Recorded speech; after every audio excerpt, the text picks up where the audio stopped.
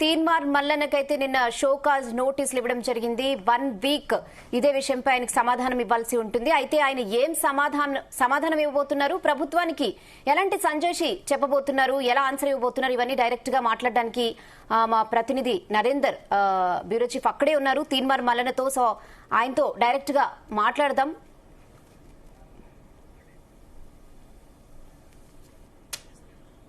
నిన్న పిసిసి క్రమశిక్షణ సంఘం ఎమ్మెల్సీ తీన్మార్ మల్లన్నకు నోటీసులు జారీ చేయడం పట్ల బీసీ సమాజం కావచ్చు, అదేవిధంగా తీన్మార్ మల్లన్న అభిమానులు కావచ్చు కొంత ఆగ్రహం అయితే వ్యక్తం చేస్తున్నారు.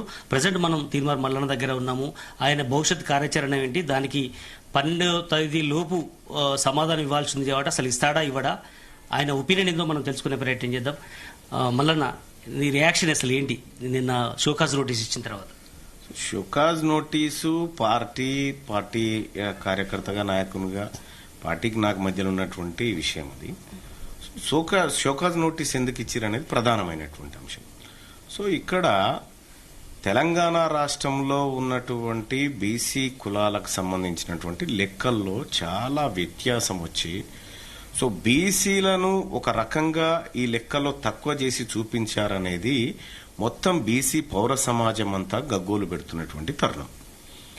ఆ తరుణంలో బీసీల లెక్కలు తగ్గడం, ఎస్సీల లెక్కలు తగ్గడం, ముస్లింల లెక్కలు తగ్గడం, ఓన్లీ ఓసీల లెక్కలు పెరగడం, ఇది స్పష్టంగా గత వాటితో కంపేర్ చేస్తూ పౌర సమాజం అంతా, బీసీ ఇంటలెక్చువల్స్ అంతా, సామాన్య ప్రజానికం దగ్గర కూడా ఇదొక క్లారిటీ వచ్చేసిన నేపథ్యంలో మా నాయకుడు రాహుల్ గాంధీ గారు, ఆ తల్లి సోనియా గాంధీ గారు ఈ దేశంలో ఉన్నటువంటి మెజారిటీ పక్షాలకు జితనే ఇస్సేదారి ఉతినే భాగేదారి అనేటువంటి మాట చెప్తూ వాళ్ళు ఎంతమంది ఉన్నారో వాళ్ళకి అంత వాటా దక్కాలి అన్ని రంగాలలో అనేది మా నాయకుడి ఆలోచన. ఆ ఆలోచనలో భాగంగానే కామారెడ్డి డిక్లరేషన్ లో 42% బీసీలకు స్థానిక సంస్థల్లో రిజర్వేషన్ మరియు కాంట్రాక్టులో కూడా 42% రిజర్వేషన్ బీసీలకు ఇస్తామనేది మేము మా పార్టీ నాయకులు అందరం కలిసి అందులో పెట్టుకున్నటువంటి అంశం. అయితే ఇక్కడ మా నాయకుడి ఆలోచన కరెక్ట్ ఉంది, మేము మేనిఫెస్టోలో పెట్టుకున్న అంశం కరెక్టు, మా నాయకుడు మహేష్ కుమార్ గౌడ్ గారి ఆలోచన కరెక్టు, మా అందరిది పార్టీ లైన్లో ఎక్కడ కూడా రవంత మిస్టేక్ లేదు ఈ వ్యవహారంలో. అయితే పార్టీకి సంబంధించినటువంటి హామీని ఇంప్లిమెంట్ చేయాల్సినటువంటి బాధ్యత రాష్ట్ర ప్రభుత్వం తీసుకుంది. మా ముఖ్యమంత్రి గారు దానికోసం కొంత ఇనిషియేట్ చేసినాడు. ఆయన కొంత ముందుకు పోయినటువంటి పరిస్థితుల్లో మధ్యలో మరి ఏదైనా మరిషెట్టుకు చెదలు పట్టినట్టుగా ఆయన ఆలోచనకు చెదలు పట్టించే విధంగా కొంతమంది వ్యక్తులు ఆ క్యాస్ట్ సెన్సస్ అంశంలో జొరబడి బీసీల లెక్కను మ్యానిపులేట్ చేసిరనేది ప్రధానమైనటువంటి మా ఆరోపణ. అంటే పార్టీ లోపల ఇంటర్నల్ గా మాట్లాడాల్సిన అంశాన్ని బహిరంగ సభలో వరంగల్లో భారీగా సభ పెట్టి మాట్లాడడం కావచ్చు, దాని తర్వాత మీ వేదిక ద్వారా కులగణన పత్రాలన్నీ చింపేస్తామన్నటువంటి విషయం చెప్పడం కావచ్చు, ఇది పార్టీ ఉల్లంఘన కిందికి రాదంటారా? అంటే ఒకటి ఇక్కడ మనం గమనించాల్సినటువంటి అంశం ఏంటంటే పార్టీ లైన్ క్లియర్ ఉందనేటువంటి మాట చెప్తున్నాం. కానీ మా నాయకుడు రాహుల్ గాంధీ గారికి ఈ సర్వే ద్వారా ఎలాంటి అపోహలు వచ్చినా అది మా రాష్ట్ర ప్రభుత్వానికో లేకపోతే మా నాయకత్వం, రాహుల్ గాంధీ గారు చెప్పినటువంటి ఆలోచన ఇక్కడ తప్పు అనేటువంటి చెడ్డ పేరు వస్తుంది మా నాయకునికి. ఎట్టి పరిస్థితుల్లో అది రాకూడదు. ఆయన ఆలోచించినటువంటి విధానంలో సజావుగా పక్కాగా సర్వే జరిగి తీరాలి. సో అది జరగకుండా ఆ డాటా మ్యానిపులేట్ అయినప్పుడు, సో ఆ డాటాలోంచి 40 లక్షల మంది హఠాత్తుగా మాయమైనప్పుడు సహజంగానే ఈ బీసీ వర్గాల నుంచి వచ్చేటువంటి ఆందోళన డైరెక్ట్ గా మా నాయకుడు రాహుల్ గాంధీ గారి మీద ప్రభావం పడేటువంటి అవకాశం ఉంటుంది. మేము నమ్ముకున్నటువంటి పార్టీ కాంగ్రెస్ పార్టీ పైన ప్రభావం పడుతుంది. రేపు రాబోయేటువంటి స్థానిక సంస్థల ఎన్నికల్లో కాంగ్రెస్ పార్టీకి ప్రజలు, ముఖ్యంగా బీసీలు మా లెక్కలే సరిగా చేయనప్పుడు మా బతుకులేం మారుస్తామనేటువంటి ఒక ఆలోచన వస్తే అది పార్టీకి మంచిది కాదు, మా నాయకుడు, మా ఫ్యూచర్ ప్రధాని రాహుల్ గాంధీ గారికి కూడా మంచిది కాదు. సో ఈ రకంగా పార్టీ లైన్ పర్ఫెక్ట్ ఉన్న తర్వాత పార్టీ లైన్ ని ఇంప్లిమెంట్ చేసేటువంటి క్రమంలో కొంతమంది అగ్రవర్ణాలు రాహుల్ గాంధీ గారి ఆలోచనకు తూట్లు పొడిచి బీసీలకు పార్టీకి, బీసీలకు రాహుల్ గాంధీ గారికి మధ్య గ్యాప్ పెంచేటువంటి కుట్ర చేశారు. ఈ కుట్రను ఎట్టి పరిస్థితిలో మేము సహించము. ఆ కుట్రలోంచి పుట్టినటువంటి కాయిదాన్ని తీన్మార్ మల్లన్న దగ్గర పెట్టి. అయితే ఇక్కడ మీరంటున్నట్టుగా రెడ్డి సామాజిక వర్గమే ప్రధానంగా దీంట్లో దీన్ని మిమ్మల్ని డైవర్ట్ చేయడానికి ఇదంతా ప్లాన్ జరుగుతుంది అన్నట్టు చర్చ జరుగుతోంది. అదే సమయంలో మీరు మొన్న మీటింగ్లో కూడా రేవంత్ రెడ్డిని టార్గెట్ చేసి రేవంత్ రెడ్డి ఇక చివరి ముఖ్యమంత్రి, బీసీ ముఖ్యమంత్రి రాబోతున్నారనేటువంటి మాటలు కావచ్చు, ఇది వాళ్ళని గాయపరిచింది అనేటువంటి ఉద్దేశంతో మీ మీద ఇట్లాంటి షోకాజ్ నోటీస్ జారీ చేసిందని ఒక చర్చ కూడా జరుగుతోంది. అట్లా ఉండదు. మా నాయకుడు రాహుల్ గాంధీ గారు పార్లమెంట్ లో మాట్లాడుతున్న విధానం మీకు అర్థమైతలేదు. ఆయన క్లియర్ గా జితనే ఇచ్చేదారి ఉతనే బాగేదారి అంటే దాని అర్థమైంది. మెజారిటీ ప్రజలైనటువంటి ప్రజలకు మీరు పాలకులుగా ఉండాలని చెప్పిండు. అక్కడ రాహుల్ గాంధీ గారు పార్లమెంట్ లో మాట్లాడుకుంటూ ఓబీసీ నాయకులారా, ఓబీసీ ఎంపీలారా, మీరు 50% ప్లస్ లో ఉన్నారు కానీ మీ దగ్గర అధికారం లేదు అని మాట చెప్పిండు. అంటే ఆయన ఆలోచన ఏంది? మెజారిటీ ప్రజల చేతికి అధికారాన్ని ఇవ్వాలనేది ఆయన ఆలోచన కదా. ఆయన ఆలోచనే రేపు పొద్దుగాల బీసీ ముఖ్యమంత్రి. ఇది తీన్మార్ మల్లన్న ఆలోచన కాదు. మా నాయకుడి మెదల్లోంచి, ఆయన ఆశయాల్లోంచి పుట్టినటువంటి ఆలోచనే అది. సో దానికి ముఖ్యమంత్రి రేవంత్ రెడ్డి గారికి లేని ఇబ్బంది, మాకు లేని ఇబ్బంది, పార్టీకి లేని ఇబ్బంది, ఎవరికి లేని ఇబ్బంది, మీడియాకుంటే మేమేం చేయలేము దానికి. అంటే ఇక్కడ అనిరుద్ధ్ రెడ్డిని మనం నిన్న చూసాం సిఎల్పి మీటింగ్ లో, ఆయన కూడా ఏదో అక్షంతలు ఇచ్చినట్టుగా కూడా విన్నాం. అంటే సపరేట్ మీటింగ్ పెట్టుకుని 8 మంది. కానీ రెడ్డి సామాజిక వర్గాల మీద ఎలాంటి నోటీస్ లేదు. ఒక బీసీ సామాజిక వర్గాల నుంచి ఎదిగినటువంటి ఒక ఎమ్మెల్సీ తీన్మార్ మల్లన్నపై ఈ షోకాజ్ నోటీసును ఎట్లా చూస్తుంది? అంటే ఒకటి క్లియర్ గా మా నాయకుడు రాహుల్ గాంధీ గారు బీసీలను మేల్కొల్పాలి, బలహీన వర్గాలను, పిచ్చిడే వర్గాన్ని అంతా మేల్కొల్పాలనేటువంటి ఆలోచన ఆయన చేస్తా ఉన్నాడు. ఆయన ఆలోచనను గ్రామీణ స్థాయిలోకి తీసుకుపోవాల్సినటువంటి బాధ్యత కార్యకర్తగా నాలాంటి వాళ్ళ మీద ఉంది. ముఖ్యంగా వెనుకబడిన తరగతుల వర్గాల నుంచినటువంటి నాయకుల మీద ఉంది. మేము ఆ క్రమంలో పోతున్నటువంటి ప్రయత్నం ఏదైతే జరుగుతా ఉందో, బీసీలు తెలంగాణ రాష్ట్రంలో ఒక్కసారిగా మేలుకొన్నారు. రాహుల్ గాంధీ గారు ఈ మాట చెప్తుండనేటువంటి క్రమంలో బీసీలంతా ఒక్కటైపోయి వాళ్ళ స్వరం పెంచుతూ ఎస్ మా వాటా మాకు దక్కాలనేటువంటి నినాదంతో వాళ్ళందరూ ఒక్కటైనటువంటి పరిస్థితిలో సహజంగానే ఒక వర్గానికి సో ఇన్నేళ్లు పరిపాలించినాం కదా, మరి ఇప్పుడు బీసీలకు అధికారం దక్కితే మరి మా పరిస్థితి ఏందనేటువంటి సహజమైనటువంటి కోపం ఉంటుంది. దాన్ని మేము కోపంగా, మాకు ద్వేషంగా కాదు. మీ పాలు మీదే, మా పాలు మాదే, ఎవరు పావు షేరు వాళ్ళు తిందామనేది మా లెక్క రాహుల్ గాంధీ గారి ఆలోచన ప్రకారం. కాబట్టి వాళ్ళు కోపగించుకుంటే మేమేం చేస్తాం? మేము కోపంతోనే వేసినామా ఓట్లు? ఇన్ని రోజులు 70 సంవత్సరాల నుంచి ప్రేమతోనే వేసినాం కదా ఓట్లు. రేపు పొద్దుగాల బీసీ ముఖ్యమంత్రి అవుతాడు అని చెప్పి రాహుల్ గాంధీ గారు ఇక్కడ ఎవరి వాటాలు వాళ్ళకి ఇస్తే మెజారిటీ వర్గమైనటువంటి బీసీలు ముఖ్యమంత్రి అవుతారు కదా. మరి వాళ్ళకు కూడా ప్రేమతోనే వేయాలి. కానీ వాళ్ళ నుంచి పుట్టినటువంటి ఒక ఆలోచనను, ఒక బీసీ ఉద్యమాన్ని అణచివేయాలని కుట్ర చేస్తే, సో ఈ భూప్రపంచము అనేకమైనటువంటి అణచివేతలను చూసింది. కానీ అణిచివేసినటువంటి ఏ ఒక్క వర్గం కూడా అంతిమంగా నెగ్గింది లేదు. అణిచివేయబడ్డ వర్గమే నెగ్గింది. సో కాబట్టి నేనేమంటే, సో ప్రజల్లో మార్పు వచ్చింది, పార్టీ నాయకుల్లో మార్పు వచ్చింది, పార్టీ ఆలోచన విధానంలో మార్పు వచ్చినప్పుడు మీరు కూడా కొంత మారండి. ఎస్, బీసీలకు అధికారాన్ని అప్పగిస్తే తప్పేంది, వాళ్ళ వాటా వాళ్ళకి దక్కితే తప్పేంది అనేటువంటి ఆలోచన వాళ్ళు కూడా చేసుకుంటే బాగుంటుంది. మీ మీద షోకాజ్ నోటీస్ కావచ్చు, మీ మీద తరచుగా మాటల దాడి కావచ్చు, దీని వెనుక ఉమ్మడి నల్గొండ జిల్లా రెడ్డి సామాజిక వర్గానికి సంబంధించిన మంత్రులు కావచ్చు, ఎమ్మెల్యేల కుట్ర దాగి ఉందని అంటారా? ఇవాళ గీత మంది ఇక వాళ్ళు మాట్లాడితే మేము ఎవరు తీసుకోవాలి? ఇడా మా బీసీ సమాజము కోట్లాది మంది, 2 కోట్ల మంది బీసీల గురించి ఇప్పుడు ఈ 2% లేని వాళ్ళు మాట్లాడితే మేము ఏం రిసీవ్ చేసుకుంటాం? వాళ్ళు ఏదో కుట్ర చేసిరని, వాళ్ళు ఏదో కుతంత్రాలు చేస్తురని. నేనైతే ఒకటి చెప్తా ఉన్నా, ఈ చిన్న చిన్న ఆందోళనలు, చిన్న చిన్న ఏవైతే ఉన్నాయో దాని వెనకాల వాళ్ళు ఉండొచ్చు. నాకు అల్టిమేట్ గా నా పైన ఏది చేస్తురు అనేది కాదు, నా సమాజం, బీసీ సమాజం పట్ల ఎలాంటి కుట్ర జరుగుతుంది, ఆ కుట్రలను ఎలా ఛేదించి మా ప్రజలకు ఎట్లా మంచి చేయాలి అనేది మా నాయకుడు ఇచ్చినటువంటి ఆలోచనతో పోతా ఉన్నాం. వీటిని మేము పట్టించుకోవాల్సిన పని లేదు, వాటిని పట్టించుకోను కూడా. వాళ్ళకి ఇంత మంది అంటే 12వ తేదీ డెడ్ లైన్ కాబట్టి మరొక కొద్ది రోజులే టైం ఉంది. దీనికి మీ ఆన్సర్ ఎట్లా ఉండబోతుంది? అంటే ఒకటి, నేను మా నాయకుడు రాహుల్ గాంధీ గారి ఆలోచనలో ఒక రవ్వంతా కూడా ఇటాడు జరగకుండా పనిచేస్తా ఉన్నా. కాబట్టి మా నాయకుడు ఆలోచనలో కరెక్ట్ గా ఉన్నా, మా పార్టీ అనుసంధానం, మా పార్టీ ఇచ్చినటువంటి మేనిఫెస్టో ప్రకారం పోతా ఉన్నా, మా పార్టీ ఆలోచనలు ముందుకు తీసుకుపోతా ఉన్నా. ఇవాళ మా నాయకుడు రాహుల్ గాంధీ గారు క్యాస్ట్ సెన్సస్ చేయాలని చెప్పినటువంటి నేపథ్యంలో ముఖ్యమంత్రి రేవంత్ రెడ్డి గారు దాన్ని ఇనిషియేట్ గా తీసుకుపోతున్న క్రమంలో నేను పదే స్క్రీన్ ముంగటుండి ప్రజలారా పాల్గొనండి, ప్రజలారా పాల్గొనండి, ప్రజలారా పాల్గొనండి 1000 సార్లు చెప్పినాం. అంటే క్యాస్ట్ సెన్సస్ ని వ్యతిరేకించడం కాదు కదా, అది ప్రజలకి క్యాస్ట్ సెన్సస్ ఫలాలు తీసుకుపోవాలి, తద్వారా అందరూ పార్టిసిపేట్ కావాలి, రాహుల్ గాంధీ గారి ఆశయం నెరవేరాలనేది మా ఇంటెన్షన్. సో అట్లా పోతున్నటువంటి క్రమమే తప్ప గానీ మేము క్యాస్ట్ సెన్సస్ ఎందుకు వ్యతిరేకిస్తాం? నేనే కదా ప్రచారం చేసి ఆన్సర్ ఇస్తాడా ఇవ్వడం మల్లన్న? చెప్తా, దాని గురించే చెప్తా. మేము క్యాస్ట్ సెన్సస్ ఎందుకు వ్యతిరేకిస్తాం? అందులో పెట్టినటువంటి పాయింట్ ఏంటంటే షోకాజ్ నోటీసులో, సరే అందులో చాలా ఒక స్పెల్లింగ్ మిస్టేక్స్ అవి ఏదో చర్చ జరుగుతుంది, దాన్ని తెరుగుపోను కానీ సరే సూచాగా ఏదో నన్ను చెప్పమన్నారు కాబట్టి నేను చెప్పేది ఏంటంటే, మా నాయకుడిచ్చిన ఆదేశాన్ని, మా ముఖ్యమంత్రి చేపట్టినటువంటి మహాయజ్ఞాన్ని ముందుకు తీసుకుపోవాలని నేను స్క్రీన్ ముంగట చెప్పి సభలో నివేదిక ప్రవేశపెట్టిన సందర్భంలో నేను మాట్లాడి ప్రభుత్వం చిత్తశుద్ధితో ముందుకు పోవాల్సినటువంటి అవసరం ఉంది, ఏమైనా పొరపాట్లుంటే కూడా సరిదిద్దుకోవాలని డిప్యూటీ సీఎం గారికి సభలో చెప్పి ఆ పెట్టినటువంటి నివేదిక ఆమోదం తెలిపి వీటిని సరి చేసుకోవాలని చెప్పినటువంటి నేను ఎక్కడ వ్యతిరేకించింది ఉంది?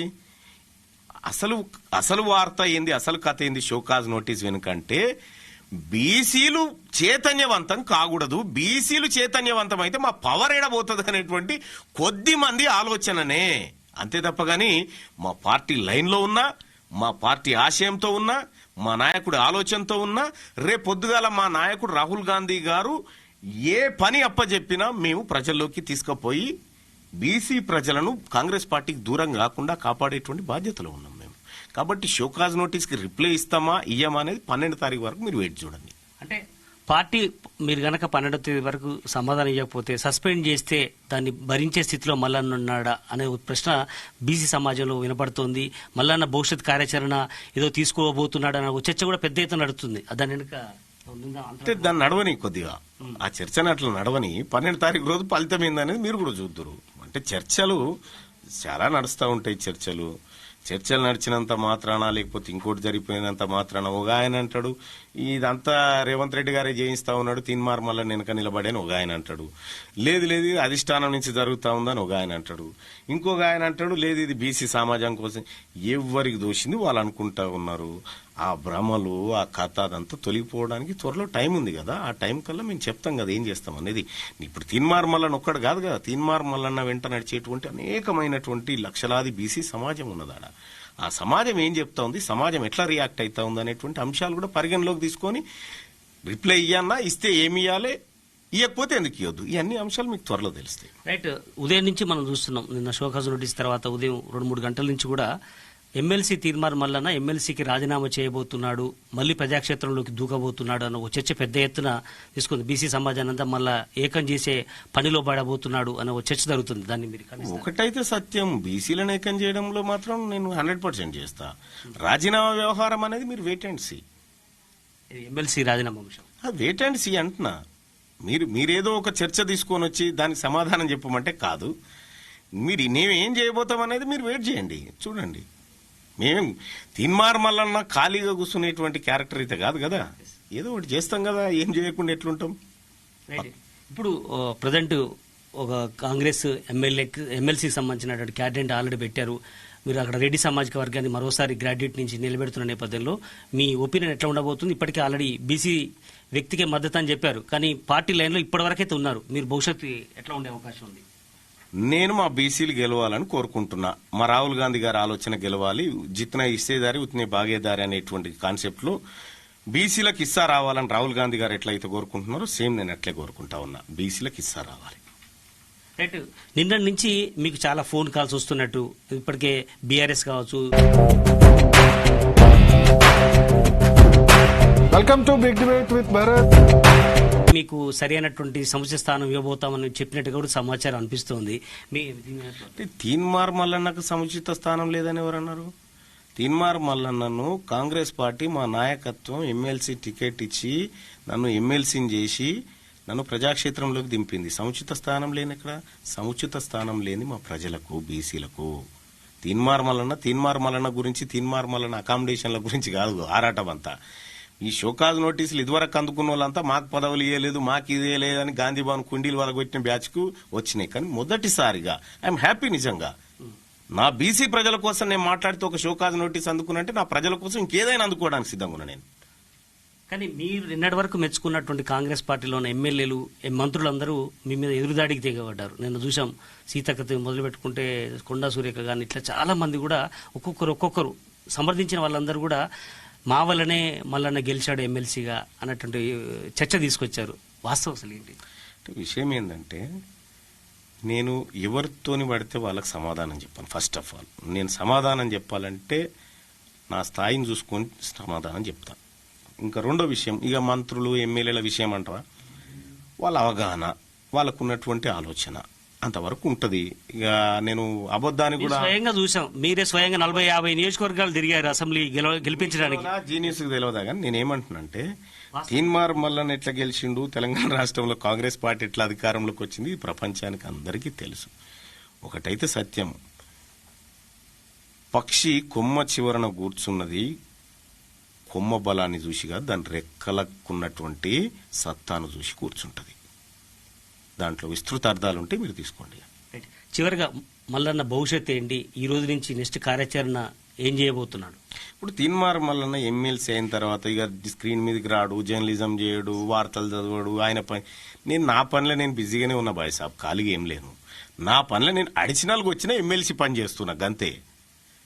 కానీ మా ముందు చాలా పెద్ద బాధ్యతలు ఉన్నాయి. మా ముందు చాలా పెద్ద నిర్మాణం జరగాల్సి ఉంది, ఒక ఉద్యమ నిర్మాణం జరగాల్సి ఉంది. బీసీలోంచి ఒక సమసమాజం బయటికి రావాలి, బీసీ యువతనంతా క్రోడీకరించాలి, బీసీ సమాజాన్నంతా చైతన్యపరచాలి, వాళ్ళందరి దగ్గరికి మేము పోవాలి. భవిష్యత్తులో వాటికి సంబంధించినటువంటి కార్యాచరణలు ఉంటాయి. బీసీలో ఉన్నటువంటి ఇంటలెక్చువల్ గ్రూప్ తోటి, బీసీలో ఉన్నటువంటి మేధావి వర్గంతో అందరితో చర్చలు జరుగుతున్నాయి. ఓకే. మహేష్ కుమార్ గౌడ్తో కానీ సీఎం రేవంత్ రెడ్డితో కానీ నిన్నటి నుంచి ఏమన్నా టచ్లో ఉన్నారా? అంటే నిన్న నుంచి నేనేం టచ్ లో లేను. అంటే నిన్న నుంచి సిఎల్పి మీటింగ్ కు వస్తానని చెప్పి రాలేదని చర్చ జరిగింది. లేదు, సిఎల్పి మీటింగ్ కు వస్తలేనన్న విషయం నిన్న పొద్దున్నే ఆయనకు మెసేజ్ పెట్టడం జరిగింది. ఎవరికి? మహేష్ కుమార్ గౌడ్ గారికి మెసేజ్ పెట్టడం జరిగింది. సో సిఎల్పి మీటింగ్ అని కాదు, కానీ నేను వీళ్ళతో టచ్ లో లేక 2-3 నెలలు అయ్యాయి. మరి 2-3 నెలలు టచ్. ఏమైనా పని ఉంటే పోతాం, కలుస్తాం, ఇది అని చెప్పేసి వస్తాం. టచ్ అంటే ఎట్లా ఆనుకొని కూర్చుంటే టచ్ అనుకుని మీరు అనుకుంటే నాకు తెలియదు. కానీ ముఖ్యమంత్రి రేవంత్ రెడ్డి గారి పని ఉంటే నేను ఆయన దగ్గరికి పోతా, ఆయనకు సంబంధించినటువంటి ఇది రాష్ట్రంలో ఇది జరుగుతుంది, ఇది కావాలి, ఇది వర్గాలకు ఈ లెక్క అని చెప్పి చెప్తా వస్తా. మహేష్ కుమార్ గౌడ్ గారితో పని ఉంటే పోతా, చేస్తా వస్తా. వాళ్ళు నాకేమైనా పని ఉంటే వాళ్ళు ఫోన్ చేస్తారు, నేనేమంటే పని ఉంటే వాళ్ళకి ఫోన్ చేస్తా. మాకు ఎక్కడ డిఫరెన్సెస్ లేవు. మా పార్టీలో జరిగినటువంటి ఇప్పుడు వాస్తవానికి ఈ కులగణన అంటే రేవంత్ రెడ్డి గారి దగ్గర ఉండే చేసిన ఇది అధికారులు చేసుకొచ్చి ఇచ్చినటువంటి డాటా.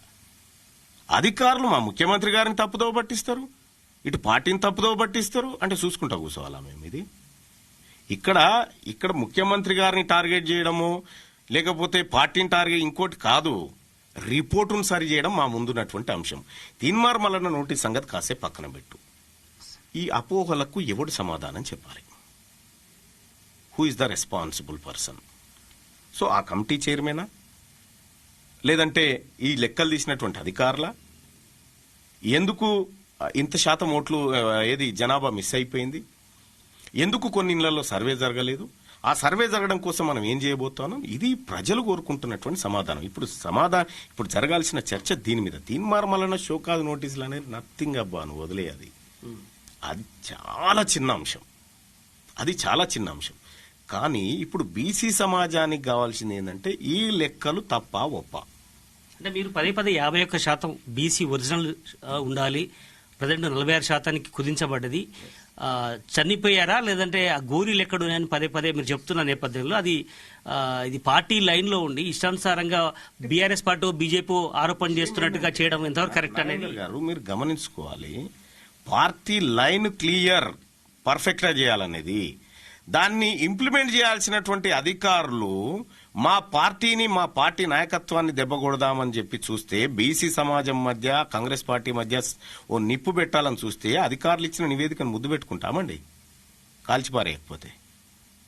బరాబర్ కాంగ్రెస్ పార్టీ అనుకున్న ఆశయమే నెరవేరాలి. ఇక్కడ అంటే ఈడబ్ల్యూఎస్ దోర్లో అన్యాయం జరుగుతుంది కాబట్టి ఇదంతా ప్రధానమైన అందులో ఉన్నటువంటి వాళ్ళు కుట్ర చేయొచ్చు. ఈడబ్ల్యూఎస్ కు సంబంధించి తెలంగాణ రాష్ట్రంలో ఎవరు మా నాయకుడు, మా పార్టీ నాయకుడు జీవన్ రెడ్డి గారు, అయ్యా మేమంత పర్సెంటేజ్ లేమయ్యా, మేము 10% కూడా లేమయ్యా, మాకు 10% లేని వాళ్ళకి 5% ఉన్న వాళ్ళకి 10% రిజర్వేషన్ ఎట్లిస్తారయ్యా, ఇది బీసీలకు, ఎస్సీలకు, ఎస్టీలకు అన్యాయం చేయడమే కదయ్యా అనేటువంటి మాట జీవన్ రెడ్డి గారు చెప్పిన మాట, మాజీ మంత్రి గారు చెప్పినటువంటి మాట, కాంగ్రెస్ పార్టీ నాయకుడు చెప్పినటువంటి మాట. ఆ నాయకుడు ఇది మేము ఇంతలేమని చెప్పిన తర్వాత రిపోర్ట్లలో 15% చూపించడం అంటే ఇది సమాజాన్ని ఒక ఆలోచనలోకి నెట్టివేయడమే కదా. అంటే ఇది ఈడబ్ల్యూఎస్ కోటాను కాపాడుకోవడం కోసం చేసిన కుట్రనే కదా. ఇప్పుడు బీసీల లెక్కలు తీయడం కోసము, బీసీలకు రిజర్వేషన్ తీయడం కోసం డెడికేట్ కమిషను, బీసీ కమిషను, ఆ తర్వాత ఈ ఏది ఎమ్యునరేటర్ను పెట్టి ఒక కార్యక్రమం 2 నెలల పాటు చేసినాం. ఈడబ్ల్యూఎస్ కోటా అమలు చేయడం కోసం ఏ కమిషన్ వేసినాం మనం? వాళ్ళ లెక్కలు ఎట్లొచ్చినాయి? వాళ్ళు ఎంత పర్సెంటేజ్ ఉన్న సంగతి ఎట్లా తెలిసింది? ఈ 15% సరే అనుకుందాం, 15% అనేది నిన్నయాల తేలింది. నిన్నయాల తేలిన దానికి నువ్వు 2019లో ఎట్లా ఇచ్చినావు 10% రిజర్వేషన్? సో ఇవన్నీ ఈ సమాజం ఆలోచిస్తున్నటువంటి ప్రశ్నలు. కాబట్టి ఈడబ్ల్యూఎస్ కోటా ఇది పూర్తిగా కులగణన సరిగా జరగలేదని మల్లన్న దగ్గర ఉన్నటువంటి ఆధారాలు ఏందని పదే పదే అగ్రవర్ణాలు కులాల నుంచి వస్తున్నటువంటి సమాధానం. దానికి ఇప్పటికే నేను 10 సార్లు చెప్పిన, తెలంగాణ రాష్ట్రంలో ఉన్నటువంటి 2024 ఇప్పుడు ప్రజెంట్ ఉన్నటువంటి ఓటర్ల సంఖ్య 3,32,00,000 election commission of India site లో ఉంది. సో తెలంగాణ రాష్ట్రంలో ఉన్నటువంటి 1 నుంచి 10వ తరగతి చదువుతున్నటువంటి పిల్లలు 58 లక్షలు అని చెప్పి మన స్కూల్ ఎడ్యుకేషన్ సైట్ లో ఉంది. అలాగే తెలంగాణ రాష్ట్రంలో ఉన్నటువంటి 0 నుంచి 6 సంవత్సరాల లోపు ఉన్నటువంటి పిల్లలు వాళ్ళు 20-25 లక్షలు ఉన్నారని చెప్పి మన హెల్త్ డిపార్ట్మెంట్ సర్వేలో ఉంది, సైట్ లో ఉంది. మరి ప్రభుత్వ సైట్ లోనే ఈ లెక్కలు ఉన్న తర్వాత ప్రభుత్వం ఇంకొకటి తీసుకొస్తే ఇది నమ్మన్నా అది నమ్మన్నా దేనికి అలవెట్టాలి? రైట్ మల్లన్న, చివరగా క్యాబినెట్ ఎక్స్పాన్షన్ త్వరలోనే జరగబోతోంది. స్థానిక సంస్థల ఎన్నికల తర్వాత చర్చ జరుగుతుంది. ఈ 6 ఖాళీల్లో మల్లన్నకు ఒకటి ఇస్తే సైలెంట్ అవుతాడని ఒక చర్చ పెద్ద ఎత్తున కాంగ్రెస్ పార్టీ దాంట్లో కావచ్చు, బీసీ సమాజంలో కొద్ది మందిలో కావచ్చు, ముఖ్యంగా ఇతర సామాజిక వర్గాల్లో వినపడుతున్నటువంటి మాట. దీనికి సమాధానం ఏంటి? తీన్మార్ మల్లన్న నువ్వు మంత్రిగా ప్రమాణ స్వీకారం చేసి ఉంది రా అంటే కూడా నేను పోను. అర్థమైందా? నేను గతంలోనే క్లియర్ గా చెప్పినా, తీన్మార్ మల్లన్న అకామిడేషన్ల కోసం, తీన్మార్ మల్లన్న పదవుల కోసం కాదు తీన్మార్ మల్లన్న చేసే కార్యక్రమాలు మా ప్రజల కోసం చేస్తా ఉన్నా. ఈయని 6 మా బీసీలకు ఇస్తే హ్యాపీ కదా, నేనే సంతోషపడతా కదా. ఒకవేళ నాకు గనక ఇస్తే నా ప్లేస్ లో ఇంకో బీసీ బిడ్డను చూడరు, నాకు ఇవ్వాలన్న ఆలోచన ఉంటే కూడా. అంటే క్లియర్ గా చెప్పేది ఏంటంటే మా బీసీ నాయకత్వానికి అవకాశాలు దొరకాలి, మా బీసీ ప్రజలకు అవకాశాలు దొరకాలి, మా బీసీ బిడ్డలకు ఉద్యోగాలు దొరకాలి. ఇది మా క్లియర్ ఇంటెన్షను. మా వర్గాలకు జరుగుతున్నటువంటి అన్యాయాన్ని సరిదిద్దడం కోసం తీన్మార్ మల్లన్న ఉన్నాడు తప్ప కానీ ఆలం చూపెట్టి నేను పదవులు తీసుకోవడానికి తీన్మార్ మల్లన్న లేడు. రైట్ వరంగల్ వేదిక నుంచి ఆర్ కృష్ణన్న కావచ్చు, వకలాపురం కృష్ణమోహన్ రావు కావచ్చు, ఇట్లా చాలా మంది ఐఏఎస్ ఆఫీసర్లకు సంబంధించినట్లు అది ఇంటలెక్చువల్స్ కావచ్చు, చాలా మందిని ఒక దగ్గర తీసుకొచ్చే ప్రయత్నం చేశారు. దీని ద్వారా ఒక పార్టీ ఏర్పడబోతోంది, బీసీ పార్టీ అనే ఒక చర్చ అయితే పెద్ద ఎత్తున వినపడింది. అలాంటి ఆలోచన నీ మధ్యలో ఏమన్నా ఉందా? ఒకవేళ దీని మీద 12వ తేదీ లోపు కనుక మీరు రియాక్షన్ ఇవ్వకపోయినా, లేదంటే సస్పెండ్ చేసినా అటువైపు ఏమన్నా జరిగే అవకాశం ఉందా? విషయము మీరు వెయిట్ చేయండి. 12 తారీఖు దాకా మీరుంటారు, నేనుంటా, అందరం ఉంటాం. కొన్ని విషయాలు కొంతట చర్చలు జరుగుతూ ఉంటాయి, కొన్ని వ్యవహారాలు జరుగుతూ ఉంటాయి. ఒక గ్రూప్ ఒకటి చెప్తా ఉంటుంది, ఇంకో గ్రూప్ ఇంకోటి చెప్తా ఉంటాయి. సుదీర్ఘమైన చర్చల ప్రాసెస్ అదంతా. దానికి ఇప్పుడు ఎందుకు లేని దానికి ఒకటి ఊహాజనితమైన వార్త. రైట్ రేనా, మొత్తం చూసాం కదా మనం తీన్మార్ మల్లన్నకు సంబంధించి 12వ తేదీ తర్వాతనే ఒక క్లారిటీ ఇస్తాను. అప్పటిదాకా